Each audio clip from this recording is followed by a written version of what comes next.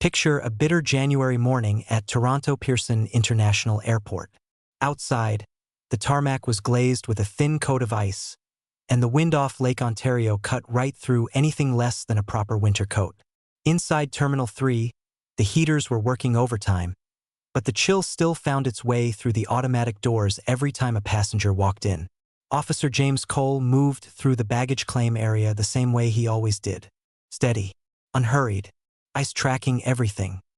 His Belgian Malinois partner, Bruno, padded beside him with that fluid, coiled attention that said his nose was never truly at rest.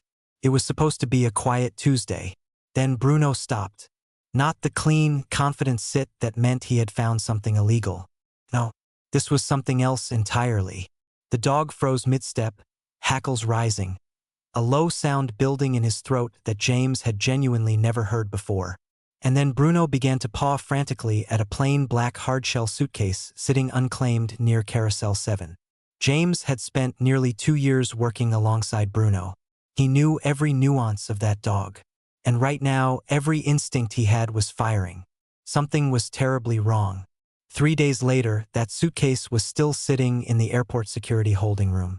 And when James finally got permission to open it, what he found inside would alter the course of his life, test everything he believed about justice, and connect to a wound he had been carrying for 5 long years. If the story stays with you, hit like and let us know in the comments which city you are watching from.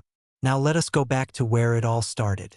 Toronto Pearson is one of the busiest airports in North America. Every single day, hundreds of thousands of bags pass through its terminals, connecting Canada to every corner of the world. Most of those bags contain exactly what their owners declared: clothes, gifts, forgotten chargers, the ordinary stuff of ordinary lives. But not all of them. Officer James Cole had been on the airport K9 unit for just under 7 months.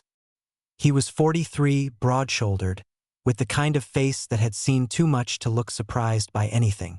Colleagues described him as reliable, professional, and just a little bit unreachable. They were not wrong about any of it. 5 years earlier, James had been a different kind of man. He had a daughter named Mia. She was 16, sharp as a tack, obsessed with wildlife documentaries and rescue animals. One autumn afternoon, Mia had not come home from school. Her bag was found near the waterfront. Nothing else. The investigation ran hard for 2 years. International tip-offs, dead ends.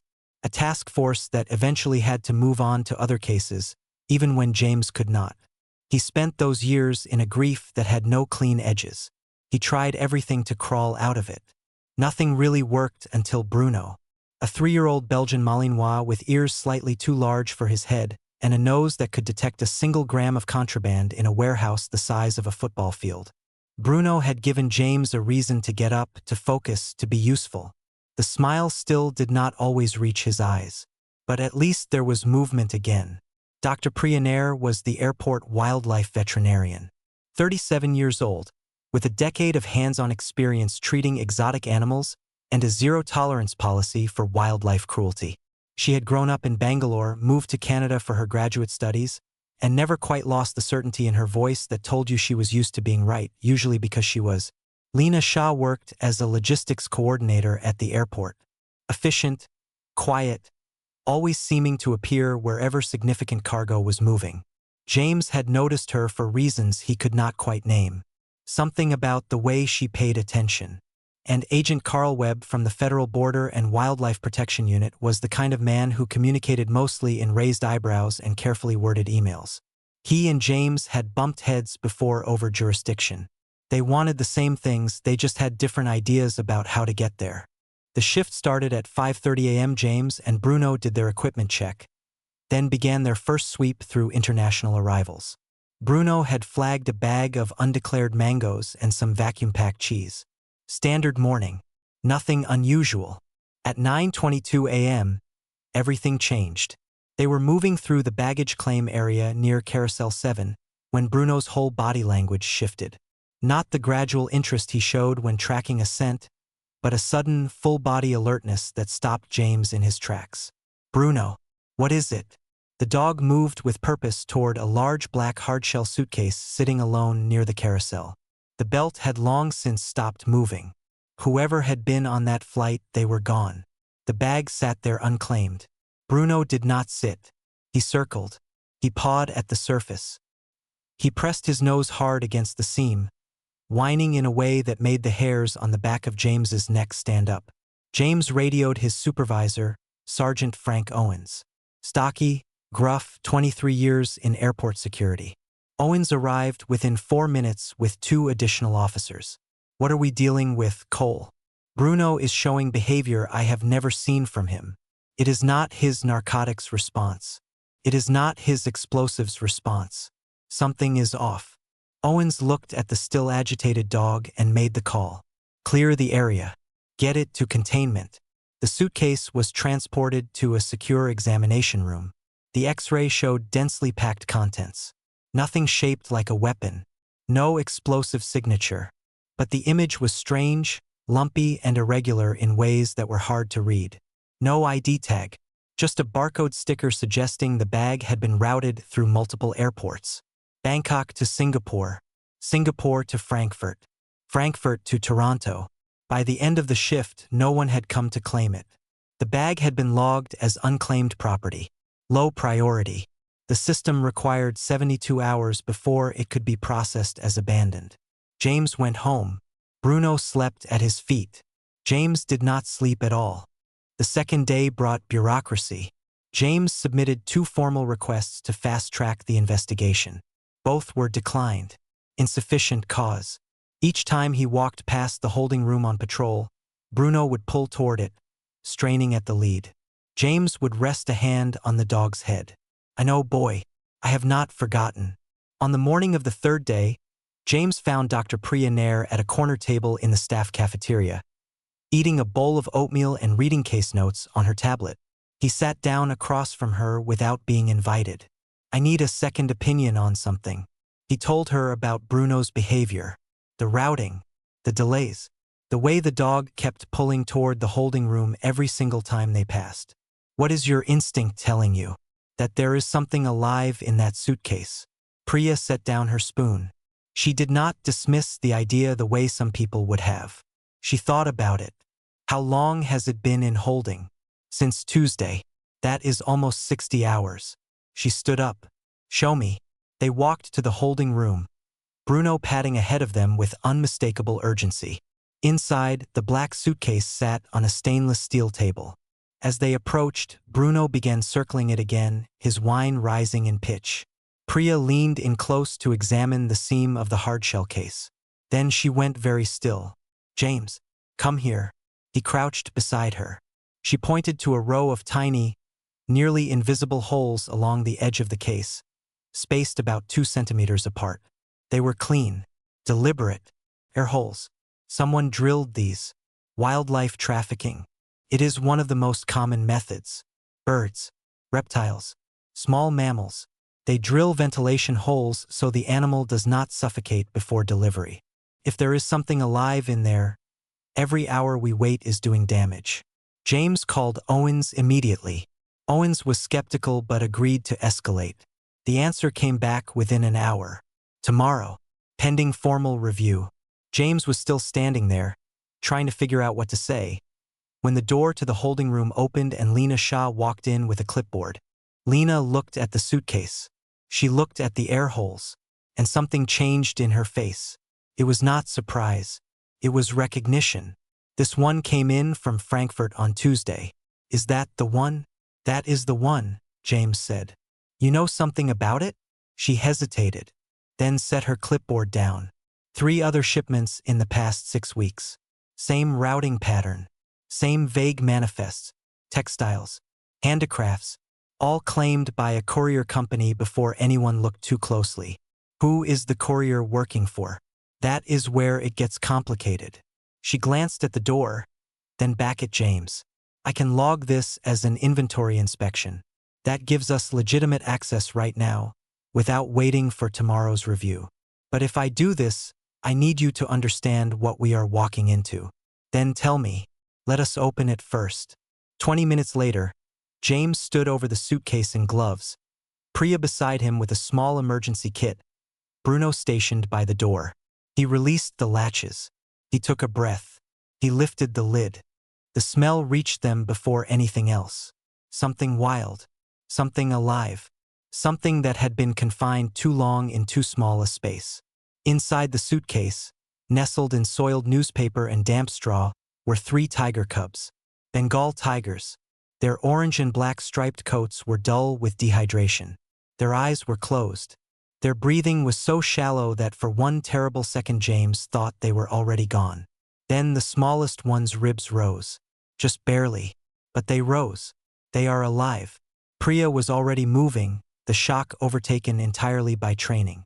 She lifted the first cub, a female with dark markings around her eyes that made her look as though she was wearing a mask. This one is in the best shape, and that is not saying much. No older than 8 weeks. Way too young to be taken from their mother. James reached in for the second cub. It trembled in his hands, tiny and fragile, its paw curling instinctively against his thumb. Something surged through him. He had not felt anything like it in 5 years. Lena carefully lifted the third cub, the smallest. It barely responded. This one is critical. We move now. Lena created a distraction near the main concourse. A supply trolley overturned at just the right moment. Using the gap, James and Priya carried 2 cubs each wrapped in clean towels through the service corridor to the airport wildlife medical unit, a compact, sterile room built for emergency quarantine cases. Priya worked without stopping, for lines thinner than a matchstick, warming pads underneath each cub, vital sign monitors clipped to tiny paws. She talked to them as she worked, quiet and steady, the way you talk to someone when you need them to stay. James stood back and watched, and for the first time in a very long time, he felt like he was exactly where he needed to be. Word got out fast. Sergeant Owens arrived looking thunderous. Behind him came Agent Carl Webb, Federal Wildlife Protection, unreadable as ever behind his professional composure. Webb identified the cubs in under 10 seconds. Bengal tigers, critically endangered. How long since they were found? Less than an hour. They are severely dehydrated. The smallest is critical. Webb took control of the scene with the efficiency of someone who had done this before. He ordered the suitcase secured for evidence, posted 2 officers outside the door, and got on his phone. Then Dr. Catherine Rhodes arrived. She was in her mid-50s. Silver hair, sharp eyes, an expensive coat. The kind of person who entered a room and assumed everyone would orient themselves around her, and was usually right. Dr. Catherine Rhodes ran the Apex Wildlife Conservation Foundation. She was a published researcher, a keynote speaker, a person whose name appeared on the letterhead of every major conservation charity in the country. She had been on television. She had testified before Parliament. She stepped into the medical unit, took one look at the cubs, and put on exactly the right expression. I came as soon as I was notified. Our foundation has the facilities these animals need. We can take them tonight. Priya did not move from the examination table. They are not stable for transport. That is my medical opinion, and it stands. Rhodes smiled. Gracious, patient. Of course. I simply want to make sure they have every possible advantage. James watched her watch the cubs.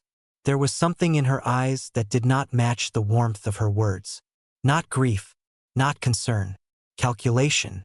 Later, in the corridor, Lena finally told James who she really was. Special Agent Lena Shah, Federal Wildlife Crime Unit, Undercover Division. I have been at this airport for 9 months. James stared at her. And Rhodes? She is the center of the whole network. Buyers across North America.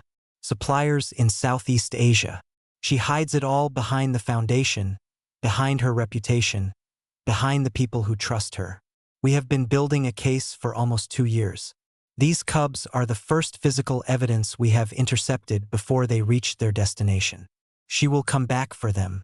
Absolutely. Which is why I need your help. That first night, James sat in a chair beside the smallest cub's incubator.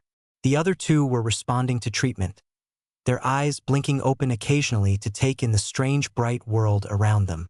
The little one was still fighting for every breath. Priya brought him a coffee and sat on the edge of the desk beside him. I have been calling them things in my head. You will think it is ridiculous. Tell me, the female with the markings around her eyes. I have been calling her Ember. The big male is Scout. And this one, she looked at the smallest cub for a long moment. I keep calling him River. He has been moving against the current since the moment we found him. James reached through the incubator opening and touched the tip of one tiny paw. The cub's toes closed around his finger, weak but present. River it is. Keep fighting, little one. The next morning brought a new problem. Agent Webb called an emergency meeting. The transfer to the Federal Rehabilitation Center has been canceled. Orders from above. Dr. Rhodes has filed paperwork to have the cubs moved to her foundation's facility. Her credentials check out. Her facility is federally certified. Legally, there is nothing blocking the transfer. She is going to take them back, James said flatly. Not while I am the attending veterinarian, Priya replied. River is not stable for transport. I will not clear him. That is the end of it. Webb nodded slowly. That buys us 24 hours. Maybe less. Rhodes returned that afternoon with a man James had not seen before. Dr. Marco Lint, she said, her foundation's senior veterinarian. Lint was smooth, professionally courteous, and clearly well-practiced at arriving places and taking over. Before anyone could object, the smallest cub went into a seizure. Everything else stopped. Priya and Lint worked side by side, the professional rivalry suspended in the face of the emergency. The seizure passed.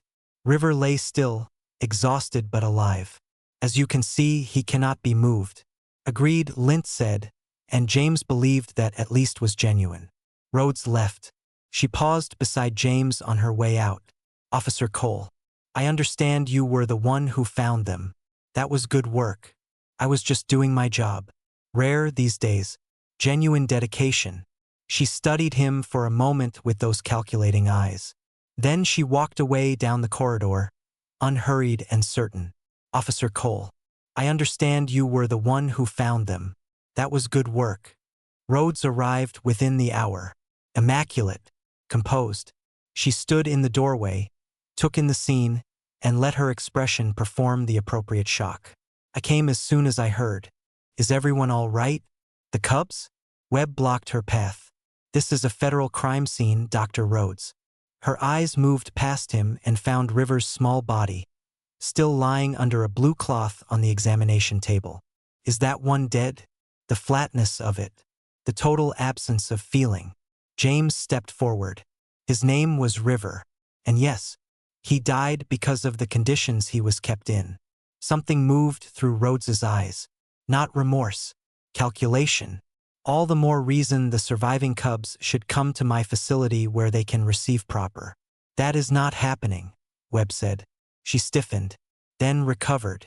As a federally certified rehabilitation facility, we have every right to. You have 2 operatives in custody, Webb interrupted, who just assaulted federal officers and attempted to steal protected species from a secured facility. When they talk, and they will talk, we will see where the evidence leads. She looked at him for a long moment. Then she smiled, thin and cold. Of course. Keep me informed. That is not happening, Webb said. Such a shame about the small one. Though to be honest, the weak ones rarely survive. That is simply nature. Her heels clicked down the corridor. Confident. Certain she was untouchable. Priya pulled the blue cloth a little higher. She is wrong. He was not weak. He fought harder than anyone in this room. I was just doing my job. Rare these days. Genuine dedication. Rhodes is moving. I have 3 of her known operatives arriving in Toronto tonight. She has lost too much product recently. These cubs are worth close to $500,000 to the right buyer. She will not wait for official channels. Then we need to be ready. At 1:08 a.m., the lights went out. Not a flicker. Gone. Instantly.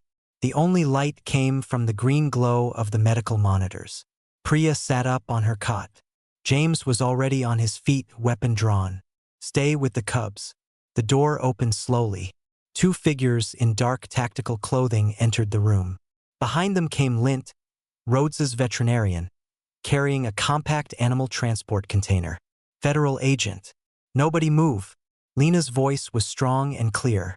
One of the figures aimed a taser. She twisted aside but caught a partial hit, stumbling hard into the wall. She did not go down. James fired a warning shot into the ceiling. Next one is not a warning. What followed was close and brutal. James fought one of the operatives across the length of the room, crashing through equipment, struggling for control. He caught a glimpse of Priya planting herself in front of the cub enclosures, arms spread, refusing to move. He saw Lint try to pull her aside and heard her tell him exactly what she thought of that idea.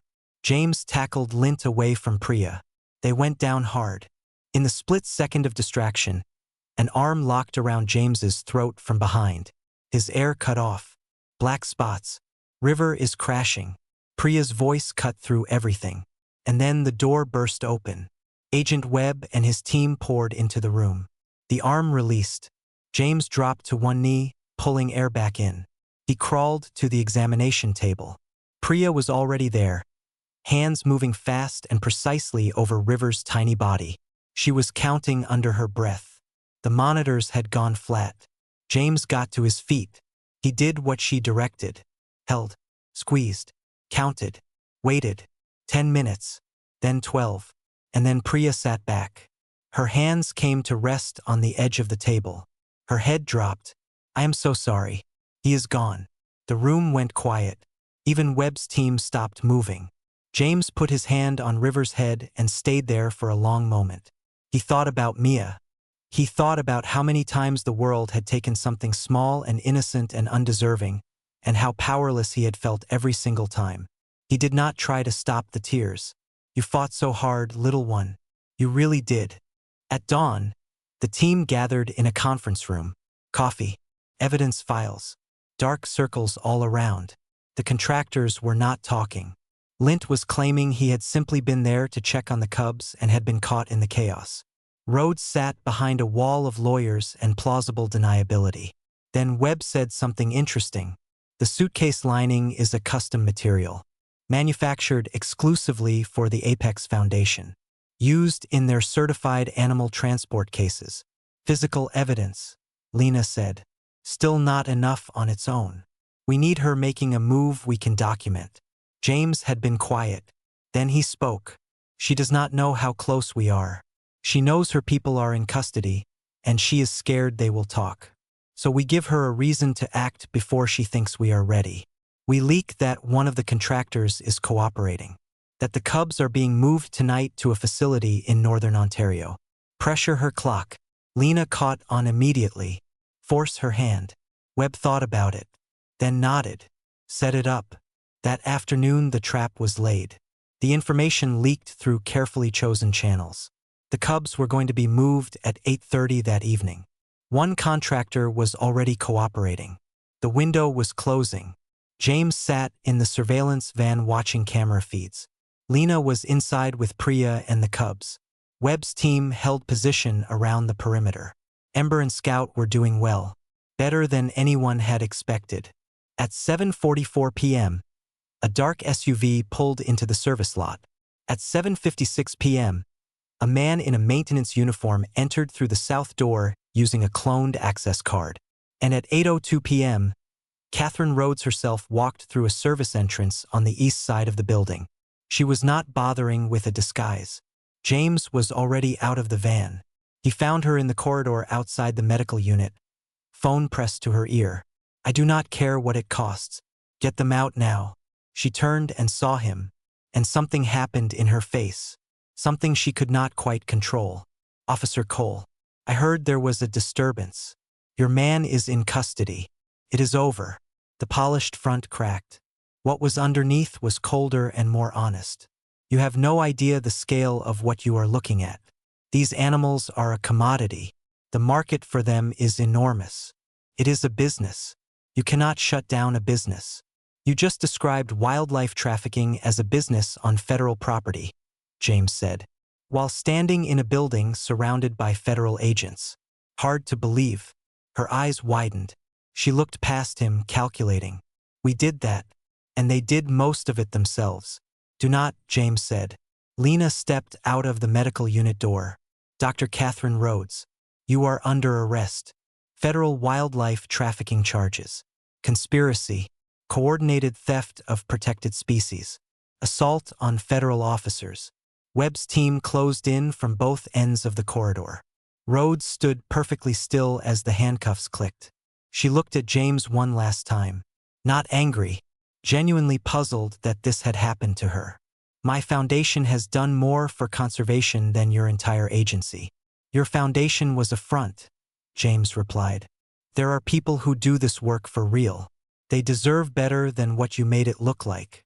6 weeks later, the snow had softened to slush, and there were patches of something almost like spring along the pathway of the Lakeside Wildlife Recovery Sanctuary, an hour outside Toronto. James stood at the fence watching Ember and Scout run. They were entirely different animals from the limp, gray-lipped creatures he had cradled in a towel 6 weeks ago. Their coats were vivid. Their movements were pure energy, all leaping and tumbling and swatting at each other with enormous paws. Priya stood beside him. Hard to believe. You did that. We did that.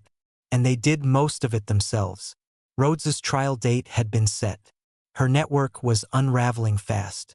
Phone records connected her foundation to 14 separate trafficking shipments over 4 years.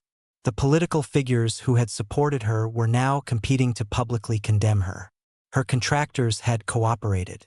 Her lawyers were doing what lawyers do, but the evidence was too dense to get around. James and Priya walked to a small garden near the Sanctuary Visitor Center. A young maple had been planted in the center, and at its base sat a smooth stone with a brass plate. James crouched and placed a small carved wooden tiger at the base of the stone. He had spent 3 weeks making it. You mattered, little one. More than you know. His phone rang. Lena. Rhodes's network connects to operations across Southeast Asia. Human trafficking included. One of the routes ran through Toronto 5 years ago. James went very still. There were 3 young women recovered last month from a compound in northern Thailand. Lena continued. One of them is the right age. Similar description to Mia. DNA results take time, but we are following it. He could not speak for a moment. He looked at River's stone. He looked at Ember and Scout bounding through the afternoon light. Thank you. When the call ended, Priya was watching him. Good news? Maybe, he said carefully. For the first time in 5 years, I feel like I can breathe. The Lakeside Wildlife Recovery Sanctuary opened its new tiger conservation wing on a bright Saturday in April. Families came. Cameras came. The kind of crowd that shows up when something genuinely good has happened. James stood near the back. He was in the program. He had asked them to put him near the back of the page. Sergeant Owens came. So did several colleagues from the airport. Even Agent Webb showed up, standing near the refreshment table with a cup of coffee and the closest thing to a relaxed expression James had ever seen on him. Never had you down for a feel-good event, James said. Director's orders. Though I would have come anyway. When Priya spoke at the podium, she was calm and precise and quietly devastating. This center exists because people refused to look the other way. Most of them did not think of themselves as doing anything remarkable. They just noticed something was wrong, and they decided it was their problem to deal with. That is, in the end, how most good things happen. She gestured toward James. The crowd turned. He nodded once, quickly, and looked away. There was a third cub, Priya said, her voice steady. His name was River. He did not survive his ordeal. He is why this place exists, so that fewer stories end the way his did. After the ceremony, Lena appeared at James's shoulder and handed him a folder. Read this when you are ready. DNA confirmation came through this morning. James looked at the folder. He did not open it yet. Is it her? We believe so. There is still a process to go through. But yes, we believe it is Mia. James stood there for a moment in the April sunshine. Then he sat down on a bench near the path and put his face in his hands. Not grief. Something else. Something that had been waiting 5 years for somewhere to land. Priya sat beside him. She did not say anything. Sometimes that is the right thing. After a while, James looked up toward the tiger enclosure, where Ember and Scout were doing what young tigers do, which is mostly chase each other and fall over. They saved me too, you know, just as much as I helped save them. That is how it usually works, Priya said. Officer James Cole was not supposed to be the person who cracked open a wildlife trafficking network. He was just a man doing his rounds at an airport on a cold Tuesday morning, paying attention because his dog told him to. That is actually how most important things start. Not with someone in a cape deciding to save the world. With an ordinary person who notices something is wrong and decides not to walk past. Priya was a vet doing her job, and then doing a little more than her job. Lena had been working quietly in the background for months, building something painstaking and careful. Even Frank Owens, gruff and rule-bound as he was, gave James the time he needed when it mattered. River did not survive. That is a fact, and it is a painful one. He fought from the first breath James witnessed to the last. He was 8 weeks old, and he had already been through more than any creature should face. But his story woke something up in the people who witnessed it. Sometimes that is the only justice available, and it is still worth something. Ember and Scout are alive. They are growing. There is a whole network of traffickers facing federal prosecution because a dog refused to sit down and wait politely. Because a vet looked at a suitcase and said something is wrong here. Because a coordinator who had been undercover for 9 months decided this was the moment to act. And because a father who had been looking for his daughter for 5 years never stopped believing that the truth was somewhere, waiting to be found. You do not need a title or a badge or a special skill to be that person in someone else's story. You just need to pay attention, to stay, to refuse to look away when something needs you to look directly at it. Your most important chapter might still be ahead of you.